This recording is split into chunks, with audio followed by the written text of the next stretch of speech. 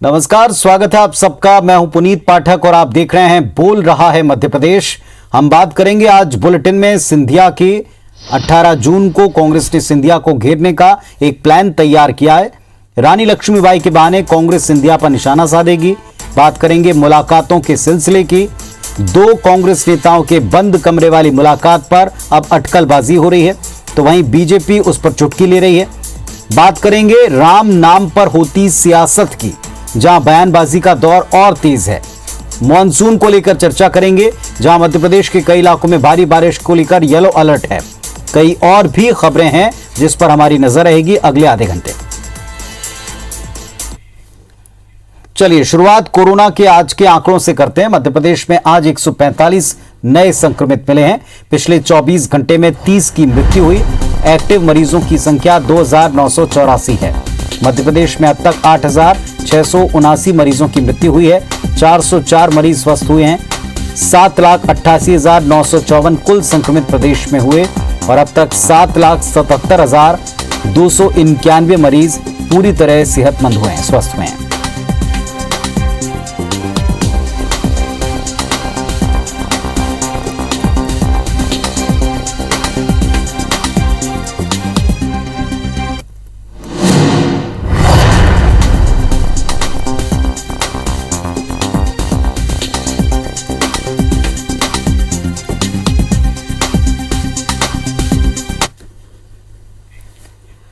मुख्यमंत्री शिवराज सिंह चौहान ने महावैक्सीन अभियान को लेकर के मंत्रियों के समूह के साथ में चर्चा की और इसके बाद उन्होंने ऐलान किया कि जिलों की क्राइसिस मैनेजमेंट की बैठक में वैक्सीनेशन को लेकर समीक्षा करते हुए कहा कि 21 जून को अंतर्राष्ट्रीय योग दिवस के मौके पर प्रदेश में टीकाकरण का महाअभियान शुरू होगा।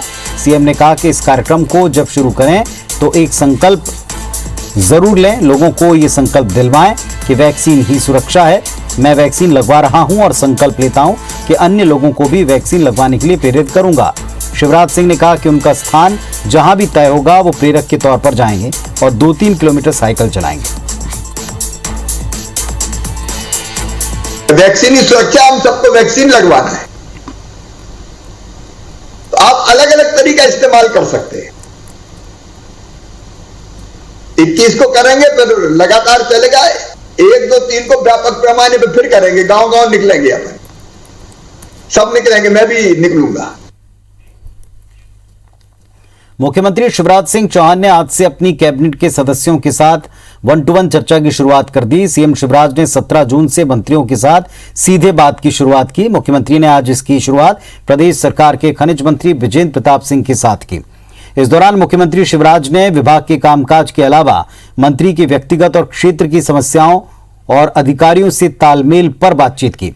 मुख्यमंत्री शिवराज सिंह चौहान सभी मंत्रियों से एक के बाद एक सीधे चर्चा करेंगे।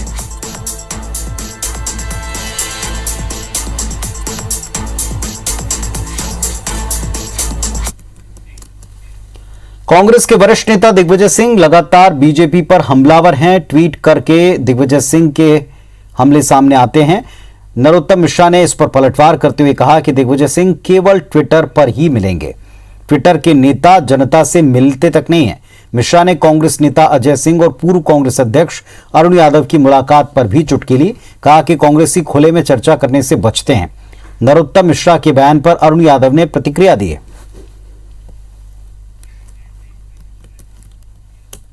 कांग्रेस के नेता बंद कमरों में मुलाकात कर रहे हैं। कल अजय सिंह यादव, अरुण यादव, संजय कपूर ने एक साथ मुलाकात की। खुले में भी करें, उन्हें क्या दिक्कत है, कहीं भी कर सकते हैं। वो पता नहीं क्यों बंद कमरे में करते हैं। नरोत्तम मिश्र जी भी बड़ी जल्दी में हैं, उनको भी बहुत सर्वोच्च पद पर पहुंचने की बड़ी उनको अभिलाषा हो रही है, अंदर से जिज्ञासा हो रही है।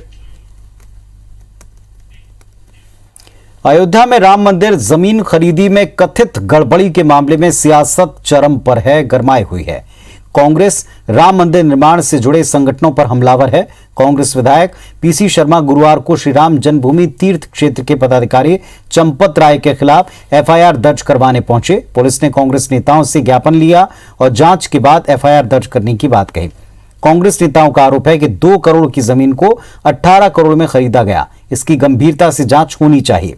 पीसी शर्मा ने कहा कि राम मंदिर के लिए खुद उन्होंने बैंक ड्राफ्ट के जरिए चंदा दिया, जिसका जवाब चाहिए।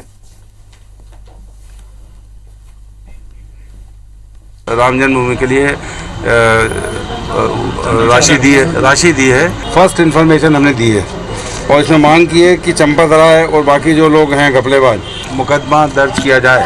राम के बनाए हुए सेतु को तोड़ने का षड्यंत्र किया, आधिकारिक रूप से किया, उसको राम पे बोलने का अधिकार है क्या? अगर उसको FIR कराना है तो चीन से जो चंदा खाया था, जब हमारे जवान जद्दोजहद कर रहे थे, अपने देश की ज़मीन के लिए लड़ रहे थे चीन के बॉर्डर पे, तब इनका नेता आधी रात में शॉल ओढ़ के मुंह दबा के और चीन के दूतावास में क्या करने गया था? उस चंदे का हिसाब दें और उसके खिलाफ FIR कराएं कांग्रेस के लोग। अयोध्या मामले में जो भी वहाँ निर्माण कार्य के नाम से कुछ धन का संग्रह हुआ है, उसके संबंध में उनको यह है कि उसमें कहीं कोई गड़बड़ी हुई है, उसके संबंध में वो जांच कार्रवाई चाहते हैं। इस संबंध में उनके द्वारा एक आवेदन पत्र प्रस्तुत किया गया और उसकी जांच की जाएगी। जो तथ्य पाए जाएंगे उस हिसाब से कार्रवाई की जाएगी। मध्य प्रदेश महिला कांग्रेस अध्यक्ष बनने के लिए कांग्रेस की महिला नेताओं में होड़ मची है। कोरोना की वजह से महिला कांग्रेस अध्यक्ष मांडवी चौहान के निधन के बाद ये पद खाली हुआ है, लिहाजा इस पद पर काबिज होने के लिए दावेदारी तेज है। इस बार रेस में मालवा निमाड़ से सबसे अधिक दावेदार हैं। उज्जैन से नूरी खान, रतलाम से यास्मीन शेरानी, धार से विजेता त्रिवेदी और इंदौर से फौजिया शेख दौड़ में शामिल हैं।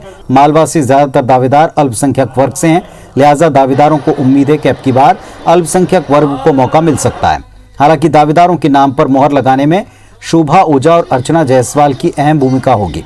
हालांकि अंतिम फैसला PCC अध्यक्ष कमलनाथ ही करेंगे। मेरा कार्यकाल रहा, चाहे वो पार्षद हो, उपनेता हो, फिर नेता प्रतिपक्ष हो, जहाँ हमने जनहित की सारे मुद्दे उठाए हैं और हमारा परफॉर्मेंस रहा है, चाहे कोई भी काम मिला है और आगे भी मिलेगा तो उसको हम हमारे पूरे फर्ज की तरह निभाएंगे। एक पद के लिए हमारे पास कई तादाद में काबिलियत जो लोग रखते हैं, सारे काबिल लोग हैं, तो कहीं ना कहीं पार्टी जो सबसे ज़्यादा काबिल होगा, जिसकी उपयोगिता पार्टी ले सकेगी, संगठन ले सकेगा, उसको ये दायित्व सौंपा जाएगा। इंदौर के देवी अहिल्या यूनिवर्सिटी में ओपन बुक परीक्षा के दौरान बड़ा विवाद सामने आया। बीकॉम फाइनल ईयर के अंग्रेजी भाषा के प्रश्न पत्र में राम के नाम पर एक प्रश्न को लेकर विवाद छिड़ गया। राम को प्रभु श्री राम के नाम से जोड़ा गया और फिर आपत्तिजनक प्रश्न पत्र बताकर कांग्रेस ने कुलपति रजिस्ट्रार का घेराव किया। बाद में कुलपति ने गलती स्वीकार की, प्रश्न पत्र बदल गया।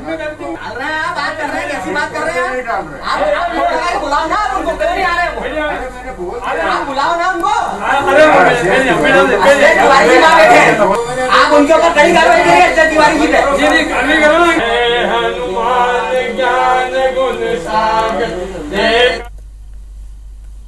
इसका खुला विरोध है कि अगर और कोई समाज या और किसी जाति धर्म का मामला होता तो आज विश्वविद्यालय के अंदर क्या मतलब ये क्या चाहते हैं कि प्रभु श्री राम को आप पागल घोषित करना चाहते हैं? देवी अहिल्या विश्वविद्यालय क्या चाहती है? देवी अहिल्या विश्वविद्यालय के इस कृत्य की कड़ी निंदा करते हैं हम कांग्रेस पार्टी की ओर से और इस पेपर को हम चेंज कराने के लिए आए हैं। एक नाम ऐसा आ गया है कि गलत प्रयोग हुआ है, अपने जो एक सम्मानजनक शब्द है उसका गलत तरीके से प्रयोग हो गया है, तो उस पर तुरंत कार्रवाई की जा रही है, उसको पेपर को तुरंत बदला जा रहा है। अभी इसको लेकर अभी कुछ कांग्रेस के लीडर्स आए थे हमारे पास, तो उन्होंने पॉइंट आउट किया तो पता चला, इस पर तुरंत एक्शन लेते हुए कार्रवाई की जा रही। रानी लक्ष्मीबाई के बलिदान दिवस के मौके पर कांग्रेस पार्टी ने ग्वालियर का नाम बदलकर झांसी की रानी लक्ष्मीबाई नगर करने की मांग की। कांग्रेस प्रदेश सचिव राकेश सिंह यादव ने इसके लिए मुख्यमंत्री शिवराज सिंह चौहान को पत्र लिखा। भाजपा नेता जयभान सिंह पवैया से बात की है। 18 जून को रानी लक्ष्मीबाई का बलिदान दिवस है, लिहाजा कांग्रेस इस मौके पर ग्वालियर शहर का नाम बदलने की मंशा रखती है और कांग्रेस नेताओं का इस पर तर्क है कि भाजपा जब दूसरे शहरों का नाम बदल सकती है तो ग्वालियर भी लक्ष्मीबाई की वीर भूमि रही है। यहां सिंधिया राजघराने के मिले धोखे की वजह से लक्ष्मीबाई की शहादत हुई, उनके नाम पर शहर का नाम हो। सिंधिया रियासत के कारण ग्वालियर का नाम इतिहास में कलंकित है। ग्वालियर का नाम मुख्यमंत्री जी को अब लक्ष्मीबाई नगर के नाम से घोषित करना चाहिए। कल उनका बलिदान दिवस है, मुख्यमंत्री जी को पत्र लिखकर मांग की गई है। मैंने जयभान सिंह पवैया को भी पत्र लिखा है, उनको फोन करा है। ग्वालियर अंचल के 123 नर्सिंग कॉलेजों को लेकर जांच की मांग अब तेज हो गई है। जांच की मांग को लेकर NSAI ने कलेक्ट्रेट दफ्तर में जमकर प्रदर्शन किया। इस दौरान NSAI जिला अध्यक्ष शिवराज यादव ने प्रदर्शन के दौरान खुद पर मिट्टी का तेल डाल दिया। हालांकि पूरा घटनाक्रम पुलिस के सामने हुआ और इस वजह से वहां कोई अप्रिय घटना नहीं घटी। ग्वालियर अंचल में 123 से ज्यादा नर्सिंग कॉलेज संचालित हैं, लेकिन जब कोविड का दौर चला तो इन नर्सिंग कॉलेजों के अस्पताल की आवश्यकता पड़ने पर इनकी असलियत खुल गई। नर्सिंग कॉलेजों का फर्जीवाड़ा खुलकर सामने आ गया। कुछ कॉलेजेस के पास खुद का अस्पताल तो दूर की बात, खुद की बिल्डिंग तक नहीं पाई गई।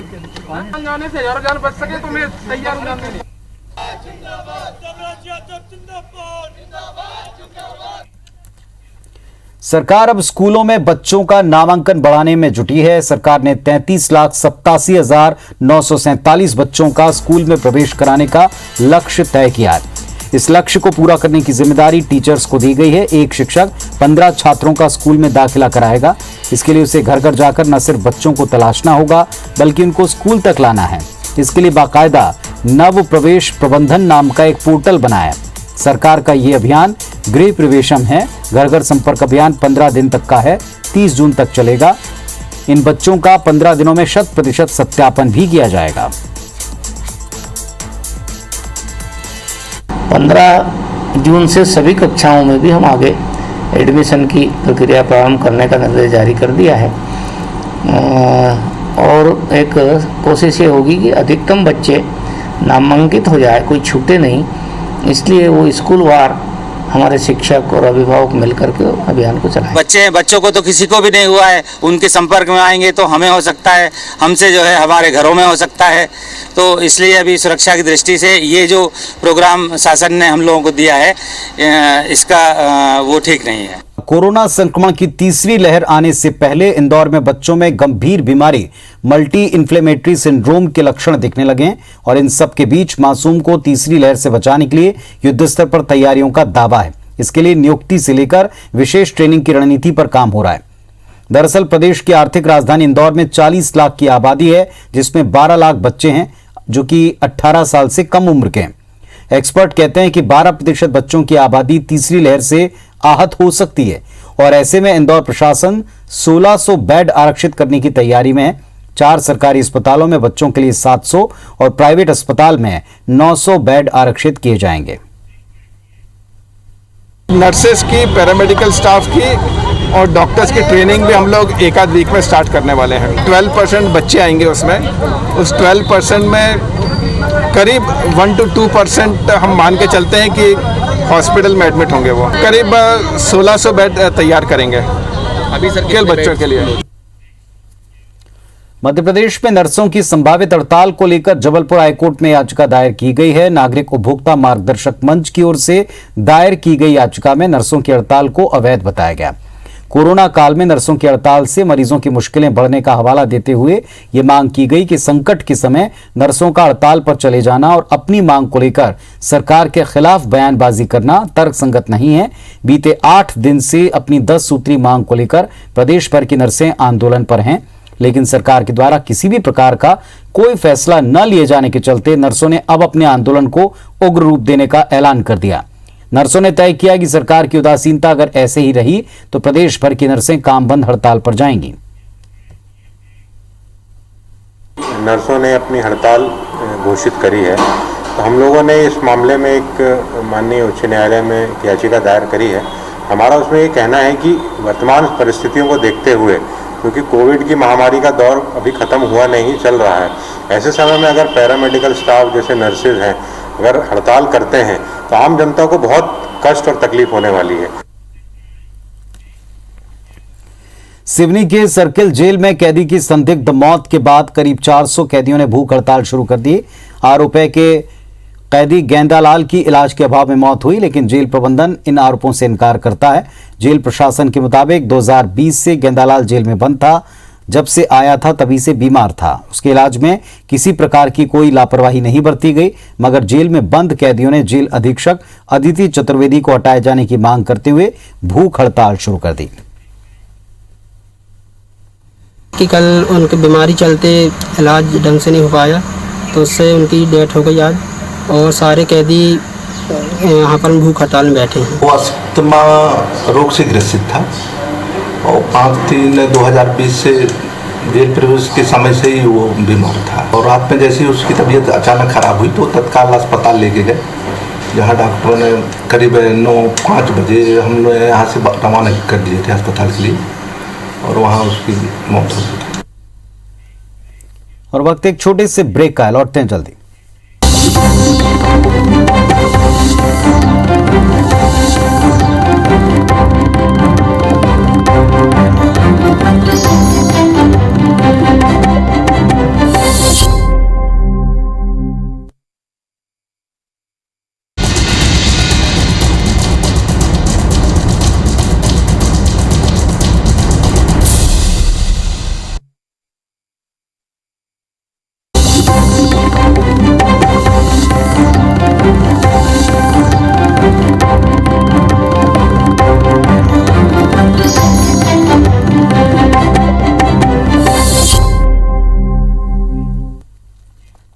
ब्रेक के बाद स्वागत है। ग्वालियर में IBC 24 की खबर का असर हुआ।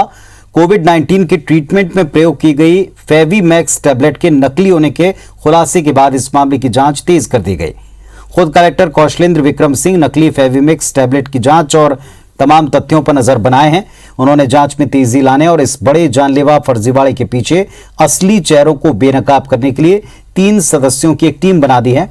पड़ताल में कई चौंका देने वाले तथ्य सामने आए। उम्मीद करते हैं कि जल्द ही कुछ खुलासे और बड़ी कार्रवाइयां भी हों। अभी सैंपल लेके और हम लोगों ने जांच के लिए भेज दिए हैं। कल एक CSP, SDM और DI 3 लोगों की कमेटी बना दी गई है। CSP रत्नेश तोमर को भी उसमें रखा गया है, SDM को भी रखा गया है। अब ये लोग उसका पूरा एक जांच कर लेंगे। अगर कोई तथ्य प्रकाश में आएगा तो हम उस पर आगे कार्रवाई। मध्य प्रदेश में अनलॉक प्रक्रिया के साथ ही चोरी और गुंडागर्दी बढ़ गई है। भोपाल में 30 मिनट के अंदर 2 लूट की वारदातों से हड़कंप मचा है। इनाम की राशि घोषित की गई 20,000 रुपए DIG की तरफ से, जबकि 30,000 रुपए आम जनता की तरफ से घोषित किए गए। दूसरी घटना छतरपुर से सामने आई, जहां कार के बोनेट पर बैठकर एक बदमाश दहशत फैला रहा था। खुद को गोल्डन दादा का खिताब दिया हुआ है। तीसरी घटना मुरैना में सामने आई, जहां मंदिर से लौटते वक्त दंपति के साथ पहले लूट हुई, फिर पति से मारपीट। महिला से दुष्कर्म के बाद उसकी हत्या का शक जताया गया। चौथी घटना गुनाह की है, जहां पर कुछ लोग अस्पताल में कोविड लैब में शराबखोरी करते नजर आए। दावा है कि ये जिला अस्पताल का वीडियो है।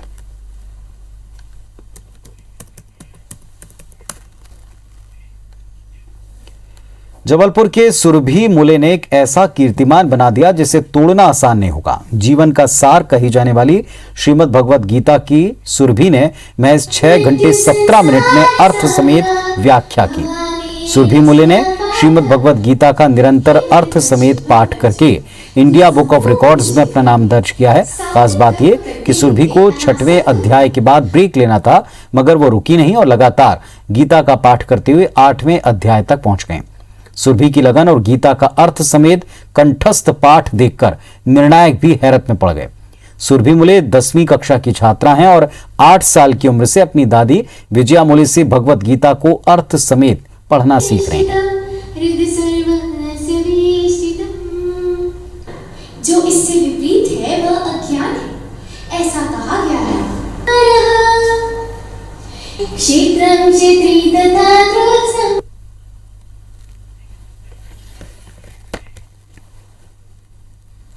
8 साल से मैंने दादी से सीखा था। दादी गीता पढ़ती रहती थी पूरे समय। मैंने उनसे पूछा कि आप इतनी गीता पढ़ती हो, ये वो, फिर उन्होंने मुझे ये प्रेरित किया इसके लिए। भगवत गीता में हर लाइफ का सलूशन है। आप उसे ध्यान से सुनेंगे तो आपको ज़रूर मिलेगा। आपके जबलपुर की बेटी सुरभि मुले ने, जो मेरे ख्याल से 15 साल की है, उसने India book of records create किया है, जहाँ पे 6 घंटा 17 मिनट में उसने नॉन स्टॉप गीता के श्लोक बोले और साथ में अर्थ भी समझाया।